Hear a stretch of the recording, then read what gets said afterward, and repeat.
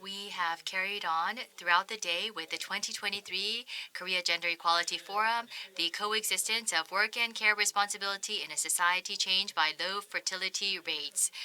We had discussions and we heard presentations throughout the day through the roundtable session. We will be hearing a summary of what was discussed. And it is a very meaningful session.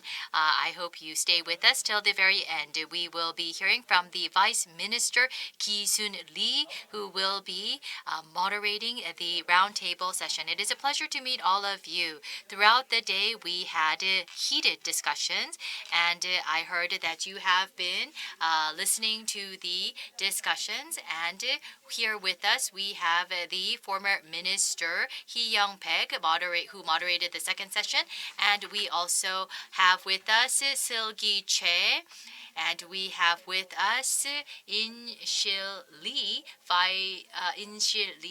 who also moderated the third session. Thank you very much for participating. We have the three moderators at each of the sessions, and I'm sure that you were with us throughout the day.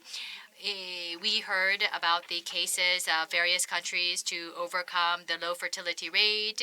In the morning session, we heard also from Sima Sami, the UN Women Executive Director. And then there was a keynote speech provided by Kim Young-mi, Vice Chairman of the Presidential Committee on Aging Society and Population Policy. And in this session, the one that we had presentations by ambassadors from 5 countries with higher gender equality compared to our country. And we've heard their best practices and experiences to promote gender equality. And these countries have better gender equality established, but they all mentioned that they still have a long way to go, and they recognize the importance of gender equality, and they will make a promise to make further progress. This has left many lessons for Korea to learn. So during this last session, roundtable session, I would like to hear from chairs or moderators of each of the 3 sessions to give us a summary and the lessons learned from each session. Now, first, we'd like to hear from former Ministry of Gender Equality and Family, Baek Ki-young, to brief us on what has been learned throughout session 2. Yes, as was introduced, my name is Baek Ki-young, and I was the chair for session 2. Session 2, we discussed gender equality in the workplace, building a society that works together. And in session 2, we talked about how individuals are striking a balance between work and life or family obligations. It was a very meaningful session. Presentations were delivered by 2 people. The first speaker is Richard Lammers, Vice President of ASML Korea. He talked about how ASML is working hard to make it itself an attractive workplace for all. What was impressive for me, based on the questions that we have received, is as a family-friendly workplace, how ASML has introduced family-friendly and gender-equal policies. Since ASML is a global company, how it localized its family-friendly programs to fit the situations of Korea. And ASML was doing very well in terms of this, and I was also surprised to hear that out of 2,100 employees, and it is a semiconductor design company, and because of that, it has more male workers. So in the entire workforce, female workers account for 16%, but when you go up to the managerial positions, female workers account for 50%, which was quite surprising. And this shows how committed ASML to promoting gender equality in the workplace. And he mentioned various programs for diversity and inclusion introduced in ASML, and such a high ratio of women in senior positions is the natural outcome of this strong commitment. He also pledged the commitment of ASML to further promote gender equality. And he also mentioned the social trend. Right now, 80% of the ASML employees are under the age of 40. So workforce is relatively younger, and they are in the age bracket which are more likely to take on the burden of childbirth and child care. So the ASML is designing programs to respond to the needs of these younger employees, and it is having frank discussions with employees when it designed benefit welfare programs for employees. And they also donate the money for charity and for underprivileged people, and they also make contributions to STEM sectors with the participation of ASML employees. By doing this, ASML is making its workplace more dynamic. And the second presentation was provided by distinguished professor of Purdue University, Ellen Ernst Kosak. She also shared with us her research outcomes on the gender equality. As an esteemed scholar in the gender equality in workplaces, she shared with us the reality for equality for all and the other gender equality programs, even though they seem very well intentioned and nice on the outside, but in reality or in practice, these so-called gender equality programs work as double-edged sword for female workers, putting them in at a bigger disadvantage. That was a very insightful that the lessons that we have learned from her presentation, we have to also prevent this from happening in our policies and programs. And to overcome these challenges, sometimes flexibility in the or flexible work environment can work as another barrier for female workers. And the managers and supervisors have a very important role to play to promote gender equality in workplace. And this is since gender equality issues are multifaceted and multi-layered, very complex problems, we need to have a more delicate approach. So even though some gender neutral policies on the outside will have negative impact on the gender equality if they are not designed in a thorough manner. So she gave us various examples of that. And sometimes when the women choose maternity obligation, they are placed at a disadvantageous position when it comes to promotion and placement in workplaces. So we have to think about all these unintended consequences of well-intended policies when we develop our own programs for gender equality. And solution will not come overnight naturally, so government intervention is essential. In that regard, not just the individuals, companies, or businesses, rather than acting alone, we need to have a collective effort with the support of government through policies and programs.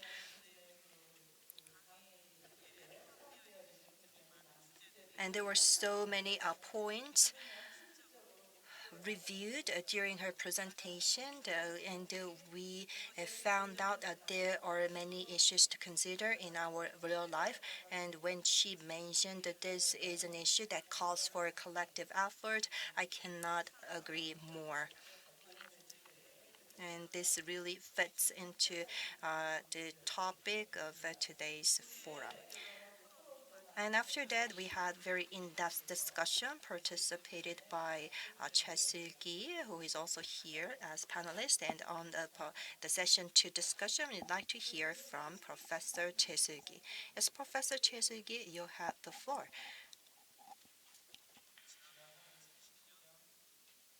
And for the past 30 years, Korea has made remarkable development,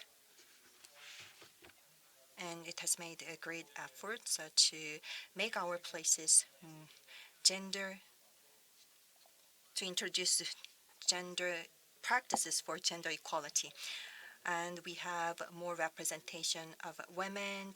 And as for ASMR Korea, we have this 50 to 50 ratio between male and the female when it comes to senior positions. But in other organizations and the companies, there's this huge gender gap, and we have still a long way to go.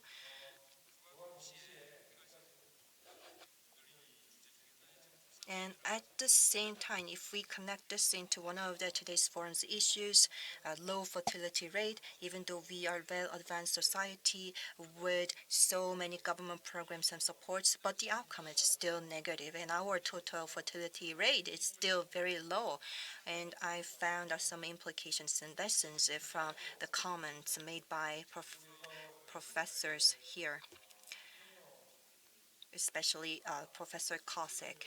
When the professors receive tenures and becomes a tenured professors, the family-friendly policies, the child care leave or paternal leave, the male professors are more likely to take out paternal leave thanks to those gender equality programs.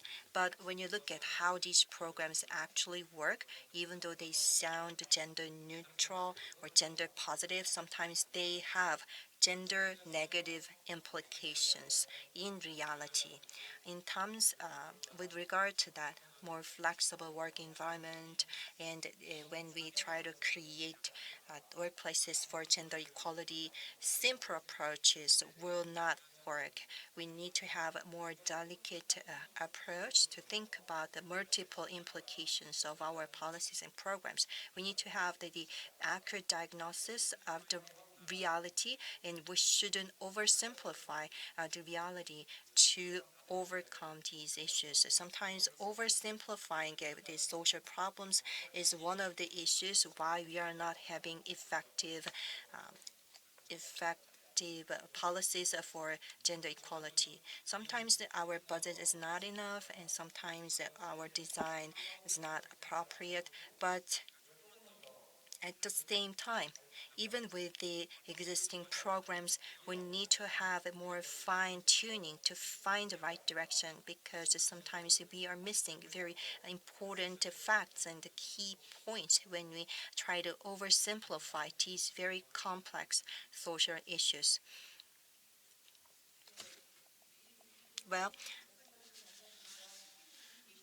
after hearing from our former Minister Baek Ki-young and Professor Choi Soo-gi, I realized that session 2 was so productive and insightful. Even though I didn't participate in session 2 in person, but I realized that today the government is also working on the revision of the Gender Equality Act, so the child care leave or paternal leave can be extended, and they are also thinking about longer childcare leave to fathers as well. But when we try to increase the benefits to parents, we have to also think about the unintended consequences, like the blind spots, the employees working in SMEs, or female workers who are working as part-time workers who cannot get the benefits of these government programs. So when we think about these blind spots, I think session 2 will be very helpful when you try to improve our own programs. Now we'd like to move on to session 3. Lee In-sil, President of the Korean Peninsula Population Institute for Future, will brief on session 3. So it was the session right before this roundtable, so I'm sure you still have vivid memories of that session. The theme of today's forum is the coexistence of work and care responsibilities in a society challenged by low fertility rates. The reason why we are talking about this is because of our unprecedented record low fertility rate. I was an economist, and now I am in charge of the Korea Peninsula Population Institute for Future. It has just been 1 year. I retired after working very hard, and after retiring, I felt that I would lead a more relaxed life. But after taking the presidency of this institute, I'm actually studying even harder. And when looking at the numbers coming out of these studies, I am very shocked. For example, by 2040, the production, employment, the population of working age is dramatically going to go down. Our population has been going down from 2021, and the working age population will be disappearing in the size of the city of Busan. And today, during the third session, In Kyung-che Yoon Kyung-che talked about the reasons for the low fertility rate, low credibility and trust in public education, steep housing cost, and that there is low trust in society, and they are not sure of themselves to have the capabilities to raise children. Also, there is a low satisfaction of child care, and there is also very poor work environment and culture, and that women are pursuing their careers over having children. And during this session, that's the way low fertility was defined. And we talked about ways for society to work in cooperation with parents for child care. And I participated from the morning. I heard from the ambassadors of how gender equality is being implemented and how they are addressing low fertility in these different countries. While listening to the presentations, I felt that we can learn a lot from these different countries. And I think that Korea experienced modernization and industrialization the fastest in the world. And we experience demographic transition with modernization. And because of our rapid modernization and industrialization, our demographics is also changing rapidly, which has led to a Korean-style demographics. And we need to set up various policies fit for Korea, such as long-term care. We need to set up institutions, and we have also created many institutions for this. While listening to the presentation and discussions, I felt that there are still many blind points and gray areas. We need to minimize this. Also, on the low fertility rate, those in the government were probably tired of hearing the complaints that the government has spent a lot of budget, yet we do not have big effects. I looked at the policies from 2016. The budget increased from 2 trillion to 51 trillion, and the 2024 budget just came out, and we see that a lot of things have been reflected. I did not think that we would advance in this area so much, such as the parental leave being increased from 12 weeks to 16 weeks, and that the parental leave can be extended to a child age from second grade to age 12. So it seems that the government is making a lot of strides, yet the public is not feeling the difference.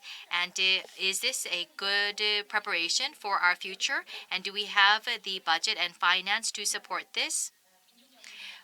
Our current national pension system and other institutions lead to various concerns, as was mentioned in one of the questions. In this process, women, relatively speaking, are sacrificing themselves to provide care. I was in charge of the statistics office too. And as an economist, care is growing and the need is growing, but care is not become a market. It is not included in our GDP. For example, I live in an apartment, and our house and the apartment right next to us, they have, for example, care for their elderly parents, and yet this is not included in the GDP. let's say if we are able to take care of each other's parents, then this will be double counted in the GDP. So what is being taken care of in the families have not been included in the GDP. It has not been accounted for in our growth. So we need to account for this. We talk a lot about supervision.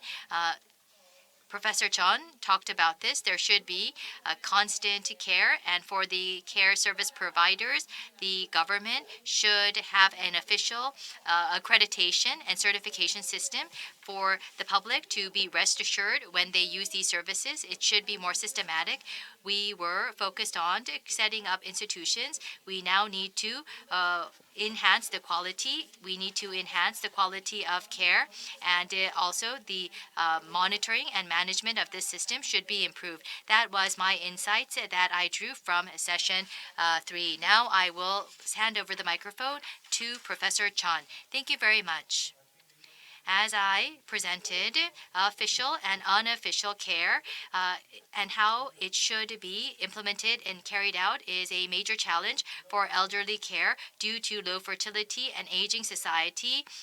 The role and function of official care has to grow. It is an inevitable future for us, and in unofficial care, the roles and the functions are being reduced. And if this rapidly reduces, then official care should take on the burden, which will increase social and economic burden. So we should find ways for unofficial care to be maintained, and there should be social support and governmental support.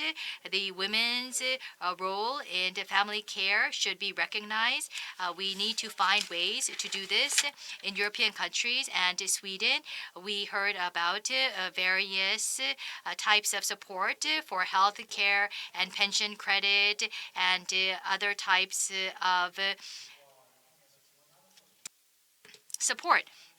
And this should help in smoothing out the reduction of unofficial care for the elderly at home. So we need to, first of all, make it systematic and enhance the official care, and at the same time we should set up institutions and systems for unofficial care too.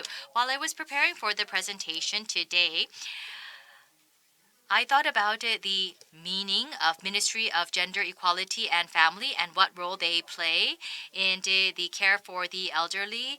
Women, they are sacrificing and putting in a lot of their efforts in such family care, but female population, they outlive men by 6 to 7 years, and throughout their lives, women, they sacrifice for their spouse and for their children, and then at their end of life, they are not able to receive quality care because they are outliving their family members. And on the low fertility rate, we see many one-person households. People are not getting married. How are we going to care for these types of people? They are living alone, so they cannot receive unofficial care provided by family, which is a challenge of our society. In this sense, the Ministry of Gender Equality and Family, they have a lot of measures and policies and plans which have to become more sophisticated in order to ensure sustainability of our society.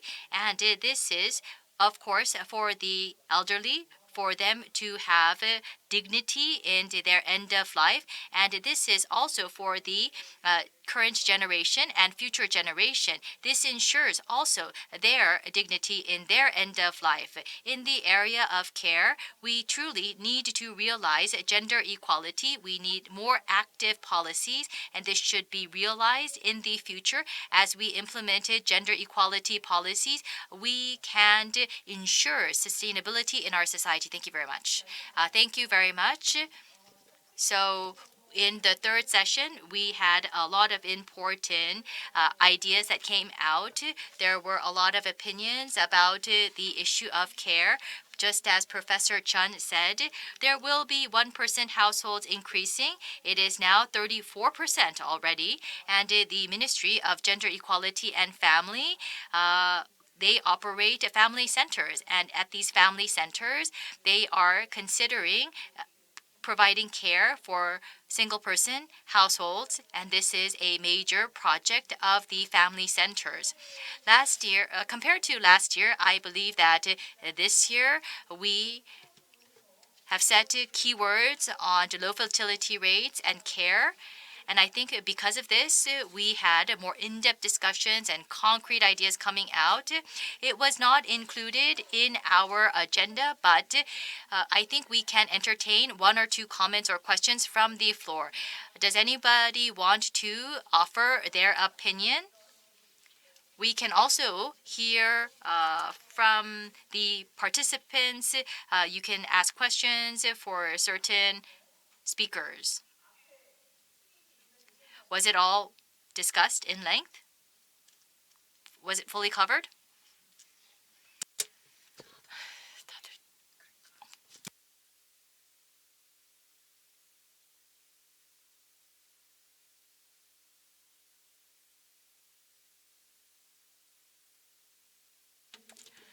But good afternoon. Thank you for giving me this opportunity. I am Lee Kyung-hwa from the ruling party. Childcare, preschool childcare. Before, public institution has provided such early childcare services, so the fee was paid to the public programs. But such support can be received only when parents leave their children at such a young age at the public institution. So if the families are taking care of these young kids or these younger babies, then the support should be given to family members who are taking care of their children. And that was my opinion. It was reflected in the policy improvement, and that is a very desirable change. And right now, because of the aging society, the younger generation in their 60s have to take care of the older generation or their parents in their 80s or 90s. That is another issue that has to be revealed in the aging society. And then we paid these subsidies to families who are taking care of their own children. We can also pay subsidies to families who are taking care of their older parents, because in the public institution we have various quality issues, people neglecting or abusing the old people who are taken by nursing homes or public institutions. So if a public institution is not providing quality care, so we can just provide subsidies to families who are taking care of their older parents. We have to also think about this when we try to improve our elderly care programs. Well, that already exists in the current programs. We have a family support program. If family members have a certificate to take care of older people, and if they are taking care of their own parents, then a certain level of government subsidy is provided to those families.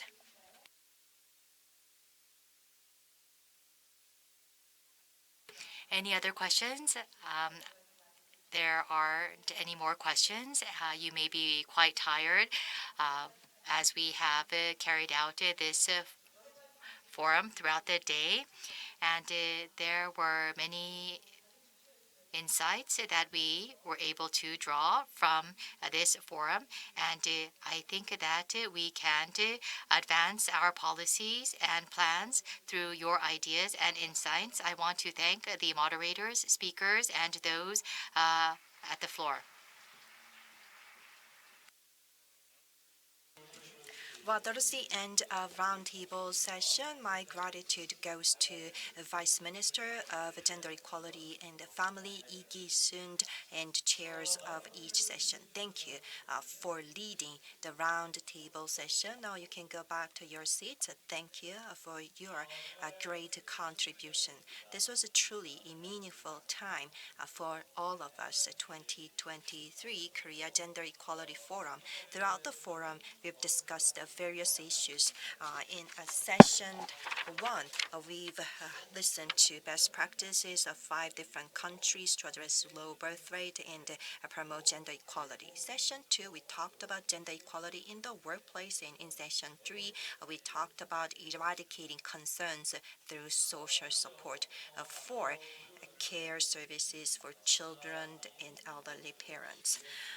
Shia Sami Baus, Executive Director of UN Women, Vice Chairman of Presidential Committee on Aging Society and Population Policy, Kim Young-mi. These 2 people were keynote speakers, and I am also grateful to these 2 keynote speakers. My gratitude goes to all the speakers, on-site participants, and online viewers as well. Thank you for your participation and attention. Apart from our speakers, I think all of the audiences were able to think about this issue through discussions and Q&A time. It would have been wonderful if we can hear inputs of each and every participant, but we were able to hear various perspectives by putting together an excellent pool of experts on this issue. Well, under the topic of coexistence of work and care responsibilities, we had the 3 sessions and roundtable session throughout this 2023 KGEF. We talk about low fertility rates all the time, but to turn this crisis into opportunity, we have to respond to the needs of the times, and we have to take it one step by a step to lessen this very grave social issues. With this, I'd like to conclude the 2023 Korea Gender Equality Forum. Let me invite Lee Gi-sun, Vice Minister of Gender Equality and Family of the Republic of Korea, to the podium one more time for closing remarks. Please give a big hand.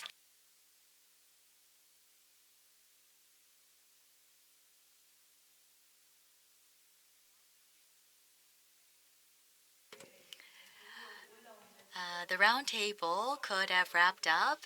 I feel a little bit embarrassed to be on the podium again. I will make it short and brief. I would like to thank all of you who have joined us both in person and online for the 2023 KGEF, and I want to thank the moderators, former Minister Peck, and also I wanted to thank the Minister of Gender Equality and Family, Hyun-suk Kim, and also In Im, President of the Korean Peninsula Population Institute for Future. We were talking about gender equality and also low fertility rate. We heard about the various country cases through ambassadors, and in the case of Norway, they provide 49 weeks of paid paternity leave, and out of that, 1/3 has to be used by the fathers. And I think this is very interesting because this can be a stepping stone for us to create a society of caring. Women's economic participation, if it increases, we say that the fertility rate can increase. But in Korea, there is still the gap in the pay, but it has increased. It is improving. It's 60%, and this is not, however, leading to higher fertility rates.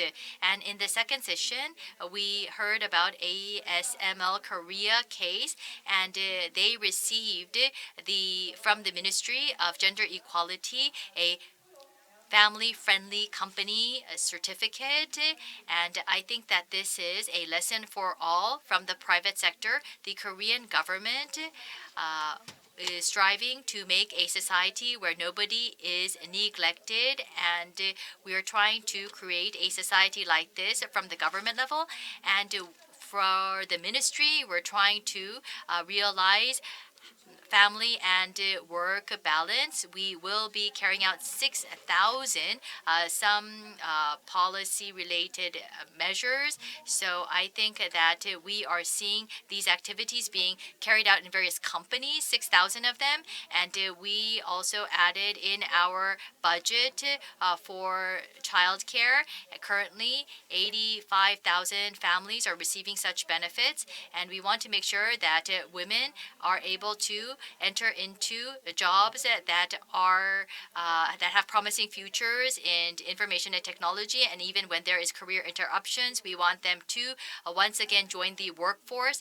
Korea's Gender Equality Forum. It's time for us to conclude today's forum, but we plan to hold this forum again next year. Next year, we hope to have more in-depth discussions to find measures that can address Korea's problems in realistic ways that are feasible. Thank you for participating throughout this long day. Once again, I extend my gratitude. Thank you for the closing speech. Once again, let me extend my gratitude. With this, I'd like to conclude 2023 Korea Gender Equality Forum. This is the fourth gathering, and this is the first time that we have this on-site gathering after the COVID-19 pandemic. Every year, we develop diverse and wide-ranged agendas for gender equality, and we will continue to develop more agendas to promote gender equality throughout our society. With this, I'd like to conclude programs for 2023 KGEF. Thank you so much for your attention.